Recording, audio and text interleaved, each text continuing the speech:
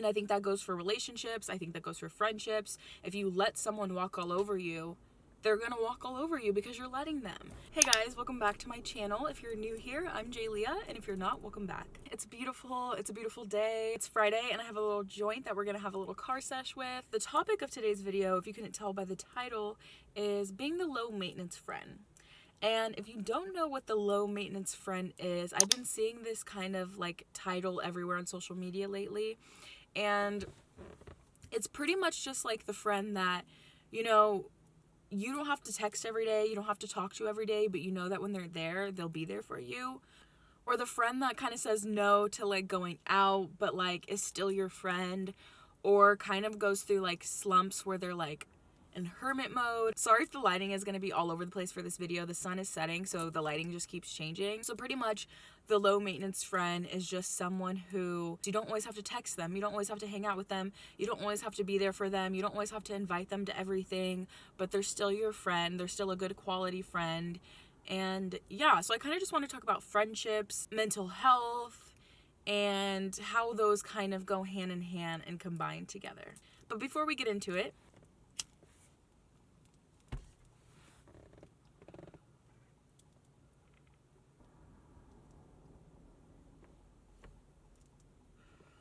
first talking about friendships, growing up with someone who had anxiety, I wasn't the type of person who was just gonna come up to you and be your friend. Well, actually, in elementary school, I was that type of person. I was the type of person that would just walk up to someone and be like, okay, we're friends, like, let's go play. I was very outgoing, I was very extroverted, and I was kind of bossy, as some would say. And once I started getting older and I got into middle school, I really had bad anxiety and I was more quiet, I was more reserved. I had like one or two good friends instead of like a huge friend group. Growing up, I always wanted a huge friend group. Like I always wanted a big group of friends. And now that I'm older, obviously quality over quantity is a thing, right? If you're in a friend group of 10 plus people, the quality of those friendships is probably way less, you know what I mean? Whereas if you had two strong friendships, you're constantly pouring into those friendships. I need a car ashtray, that would be really nice. But yeah, again, I always wanted a big group of friends, but I always had like quality over quantity. I did have quality over quantity, so that wasn't bad. I'm a very trustworthy friend. Like, I'm the type of friend, you tell me a secret, it's not going around. I'm not telling anyone. That is between us. I'm a very loyal friend. I'm a Libra. I love picking my friends up, and I love being there for my friends. I love seeing my friends happy. I don't think I had a lot of friendships though where that was reciprocal. Reciprocal friendships, I think, is something that I want to talk about. You can care about someone so deeply, and you can give them your love, and you can give them your time, and you could want the best for them, and you could want to hang out with them and want to do things with them, but they might not want the same for you. They might not want to hang out with you as much as you want to hang out with them. They might not have the same loyalty for you that you have for them. But that's not to say that every friend I've had was not reciprocal. Like, that's not true. I think now I'm just at a point in my life where I don't have a lot of friends, and so I'm trying to think about, okay, well, what went wrong? Why don't I have a lot of friends? Is it me? Is it them? Is it both?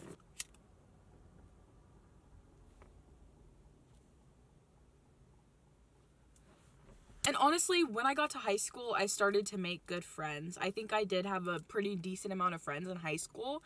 I just think that some of them, again, weren't reciprocal. Like, you know, you can think the best about somebody. I would always give people the benefit of the doubt. Be like, no, they wouldn't do that to me. Or if I saw something with my own eyes, like if I saw a text message of someone talking shit about me, or I heard someone talking shit about me that was supposed to be a friend, I feel like I would easily bypass it. Like, okay, well, maybe blah, blah, blah, blah, blah. Or maybe they didn't really mean it. Or, oh, I don't want to confront them, so I'll just, like, you know, brush it over the rug, or, you know, put it behind me. And I feel like when you do that for people, when you do give them the benefit of the doubt and you do kind of brush it over your shoulder, I think people are like, okay, well, she is allowing this behavior from me, so why should I treat her any better? And I think that goes for relationships. I think that goes for friendships. If you let someone walk all over you, they're gonna walk all over you because you're letting them. And I think for the longest time, I let people walk all over me. And if you are someone who does that, just know that all of that comes from love, and you see the best in people. You see the good traits rather than the bad. So I think that's important to remember, that if you are someone that's been walked over, and if you are someone that has lost a lot of friendships because they treated you wrong, know that that has nothing to do with you. You have a pure heart, and you deserve love just as much as anyone else. Now, back to high school. Again, there were friendships that were really good. Some weren't reciprocal, others were. And I think when COVID hit in 2020, I was a junior in high school in 2020. And I'm just going to say this. This is a very strong opinion I have. Obviously, COVID just happened a few years ago, so we're still going to... I just spilled the ashtray. The disc tray. I look orange as fuck right now, but it's kind of cute. What was I even fucking saying? Fuck. My strong opinion. Right. Okay. I was a junior when COVID hit, meaning I lost half of my junior year and my senior year. That now is starting to become so traumatizing for me, because it's like I missed out on half of high school. Like, I honestly, like, see high schoolers and I, like, get jealous. Like, I feel like I'm still a high schooler and I'm, like, stuck there. And it's like, nope, now I'm fucking 21, about to be 22 at the end of this year. And I have to fucking get my life together when I still had a year and a half, almost 2 years left, you know? So my opinion basically is that I feel like class of 2021, like, got a really bad rap. Like, they literally just had to fucking cut off high school. And honestly, it's so sad that so many kids, like, lost their lives to, like, losing their high school experience. So bringing that back to friendships, you know, when COVID hit, if your friends... Oh, you guys, the sun is setting. It's gonna get dark really fast because the sun is setting right now. It's so beautiful, though. So many cars have driven by, and I'm pretty sure each person is like, who is that bitch filming in her car? I probably look crazy.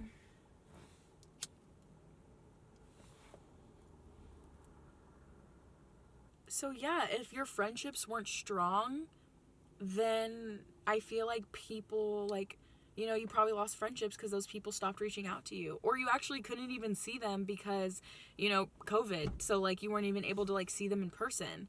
But, like, you know, if you guys stopped texting, or, you know, you didn't keep that relationship going on social media or, like, through text or whatever, then that friendship died pretty much. And I feel like that's what happened to me. Like, all my friendships just died because, you know, we stopped putting in that effort towards each other, and COVID happened, so we couldn't even see each other. And tying this all back to being the low maintenance friend, I feel like I'm also someone that, like, didn't reach out to these friendships. You know what I mean? Like, I obviously loved that person. I cared about them. I had a great time in high school.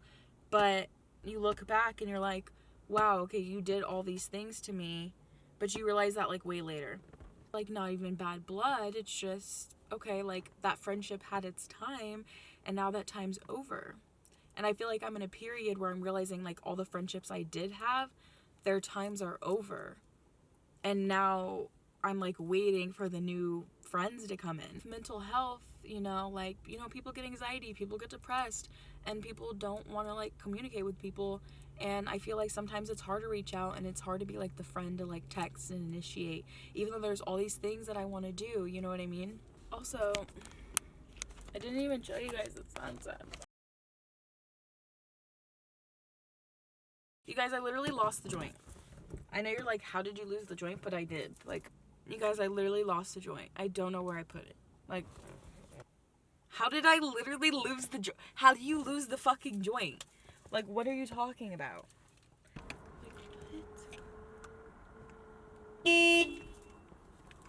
Guess we'll just end it here. Thank you guys so much for watching. If you're going through anything similar, just remember you're not alone, and you're loved, and you deserve good relationships and friendships in your life. So give this video a like, subscribe, hit the bell so you know when I post again, and I will see you guys next time. Bye. If